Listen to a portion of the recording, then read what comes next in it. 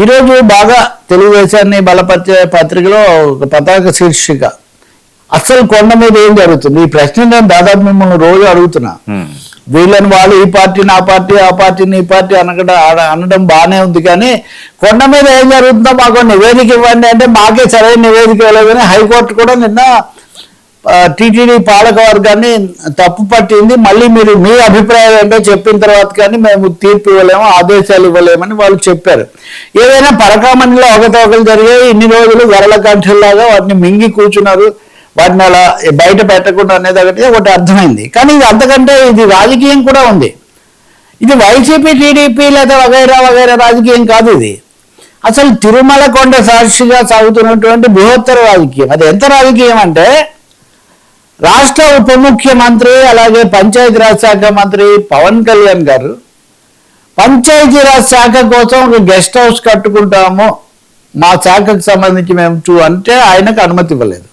ఇవ్వకపోగా సారీ చెప్పారు. వ్యక్తిగతంగా రాజేంద్ర ప్రసాద్కి ఇది వరకు ఇచ్చారు, ఇంకెవరికో ఇచ్చారు, కానీ ఈయన అడిగితే కూడా ఇవ్వలేదు. ఈయనకు మాత్రమే కాదు, రెవెన్యూ అనేది చాలా ముఖ్యమైనది, ఇవన్నీ రెవెన్యూతో ముడిపడి ఉంటాయి. కాబట్టి రెవెన్యూ శాఖ తరఫున మేము ఒక అతిథి గృహం కట్టుకుంటాము అని రెవెన్యూ శాఖ మంత్రి అనగాని సత్యప్రసాద్ ఆయన లేఖ రాస్తే ఆయనకు కూడా అనుమతి ఇవ్వలేదు. అవును, పవన్ కళ్యాణ్ కూడా ఇవ్వకూడదు. అసలు ప్రభుత్వానికి మూల స్తంభం ఆయన ఉన్నందువల్లే కూటమి, ఆయన ఉన్నందువల్లే విజయం అనేది ఎంత అనుకుంటుంటే, అసలు ఆయన ఇవన్నీ కాకుండా సనాతనానికి ఆయన కదా పాస్పోర్ట్ పేటెంట్ హోల్డర్.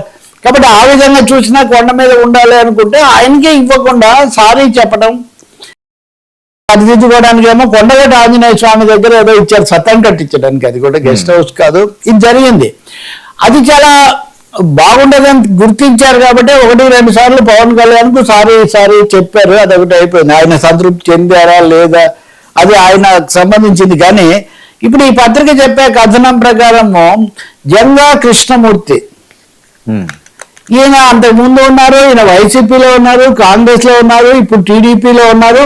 ఈయనకు అనుమతి ఇచ్చారు కొండ మీద భూమి ఇచ్చి ఈయన కట్టుకోవడానికి అనుమతి ఇచ్చారు. అయితే ఇచ్చింది కూడా నా పేరుతో కాదు, మీరు మా పలానా ట్రస్ట్ పేరుతో ఇవ్వమని అడిగితే దానికి కూడా టీటీడీ సిఫార్సు చేసింది. ఇది గత నెలలో జరిగింది. జంగా కృష్ణమూర్తి ఈయన ఒకటిగా చాలా చాలా కాలం నుంచి ఉన్న వ్యక్తే.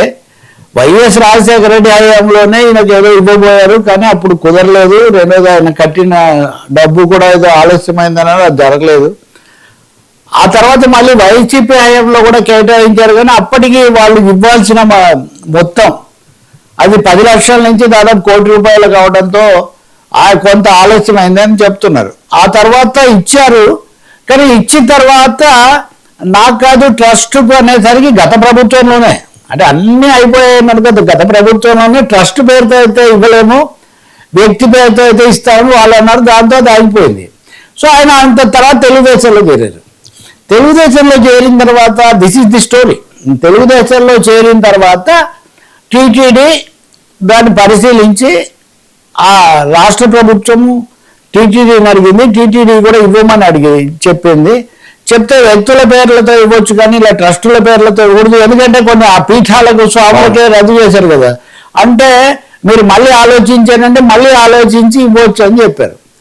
సో ఏంటి ద్వంద్వనైతే కదా ఇది? ఇప్పుడు పవన్ కళ్యాణ్ లాంటి వ్యక్తికి ఇవ్వకుండా, పైగా ఇప్పుడు దీంట్లో ఎక్స్ట్రా పాయింట్ ఏమంటే భానుప్రకాష్ బీజేపీ నాయకుడు, అక్కడ ఎప్పటి నుంచో సభ్యుడు, తిరుపతి అంటే తప్పకుండా గుర్తొచ్చే వాళ్ళల్లో రమణ దీక్షితులాగే భానుప్రకాష్ రెడ్డి కూడా మనకు తప్పకుండా గుర్తొస్తాడు. ఇప్పుడైతే కిరణ్ రాయల్ గుర్తొస్తాడు అనుకోండి, ఎప్పటికెప్పుడు అనేక మంది దూతలు వీళ్ళు ఉంటారు కదా. సో భానుప్రకాష్ రెడ్డి కూడా వ్యతిరేకించిన తర్వాత కూడా ఇచ్చారంటే ఇది ఖచ్చితంగా ఇది లీక్, అఫీషియల్ లీక్. ఆ వచ్చిన పత్రికను బట్టి చూసినా, ఆయన పేరుని బట్టి చూసినా, ఈ తతంగాన్ని బట్టి చూసినా, అందుకనే అవునన్నా కాదన్నా నేను గుర్తు చేయక తప్పదు మీకు. అక్కడ తలకాయలు మారుతున్నాయి, ప్రభుత్వాలు మారుతున్నాయి, కానీ అక్కడ పని విధానంలో కానీ ఆ వ్యవస్థీకృతమైంది కానీ మారలేదు అనేటటువంటిది స్పష్టంగా కనిపిస్తుంది. ఇదే హైకోర్టు కూడా ఆగ్రహం వ్యక్తం చేసి అసలు ఏం చేస్తున్నారు, ఇవన్నీ మాకేం చెప్పరా, మీ అభిప్రాయాలు చెప్పరా, పంచుకోరా అంటే, ఈరోజు మీరు పత్రికలు చూస్తే తెలుగుదేశం అనుకూల లేదా అది ముద్ర ఉన్న 2 పత్రికల్లో ఒక పత్రిక ఈ కథనం రాసింది. ఇంకో పత్రిక పరకామణి కేసుతో సంబంధం ఉన్న పోలీసులు అధికారులు వాళ్ళ బొమ్మలు ఇవన్నీ వేసి వీళ్ళందరూ కొనసాగుతున్నారు అది ఇదని రాసింది. 2 విషయాలు వర్మ గారు. ఆ పరకామణి అయినా జరగడం 2023లోనో 2022లోనో జరిగినా అంతకుముందు ఏమీ జరగలేదా అనే ప్రశ్న కదా. అంతకు ముందు కూడా అప్పుడప్పుడు తెలుస్తుంటాయి అంటున్నారు. కాబట్టి ప్రతి సందర్భంలో పవన్ కళ్యాణ్ బహుశా తిరిగిన చొరవ తీసుకోవచ్చు. ఎందుకంటే ప్రక్షాళన అది ఇది అంటున్నారు కదా. ఇటు రాజకీయ అన్ని కోణాల్లో కూడా చేయొచ్చు. దీనితో గోవిందరాజ స్వామి ఆలయం ఎక్కి చిందులు తొక్కిన వైనం కానీ శ్రీశైలం దేవస్థానం శ్రీశైలం కొండ మీద అక్కడ అన్నదానం దగ్గర ఇంకో టికెట్లు ఇచ్చే దగ్గర ఇదేది న్యూ ఇయర్ వేడుకలకు చాలా నృత్యాలు చేశారని ఇవి ఇట్లా సింహాచలంలోని ఈ అపశృతులు సరే అపచారాలని కొంతమంది అనొచ్చు అపచారాలైనా అపశృతులైనా ఇంత ఆధ్యాత్మికత ఇంత వ్యవహారం చేస్తున్నప్పుడు ఇవన్నీ ఎందుకు జరుగుతున్నాయి? పవన్ మించిన పాత్రధారులు కూడా టీటీడీలో లేకపోతే ఈ కూటమి ప్రభుత్వంలో ఉన్నారా? ఇంత చిన్న విషయానికి భక్తికి సంబంధించింది ప్రశ్నలు ఉన్నాయి. బహుశా మన చర్చ అయిపోయి సాయంత్రానికి ఏమన్నా ఏదో ఒక సమర్థనం ఇదే రావచ్చు కానీ చక్కదిద్దాల్సిన అంశాలు మటుకు చాలా ఉన్నాయని స్పష్టమవుతుంది దీన్ని బట్టి.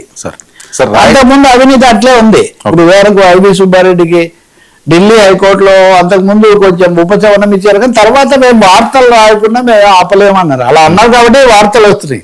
లేకపోతే హైకోర్టు ఆంక్షలు పెట్టుంటే ఈ వార్తలు రావు. సార్ రాయలసీమ మంటలు జగన్ వాదన బీజేపీ సమర్థిస్తుందా? వైసీపీ కొత్త అడుగులు ఏంటి?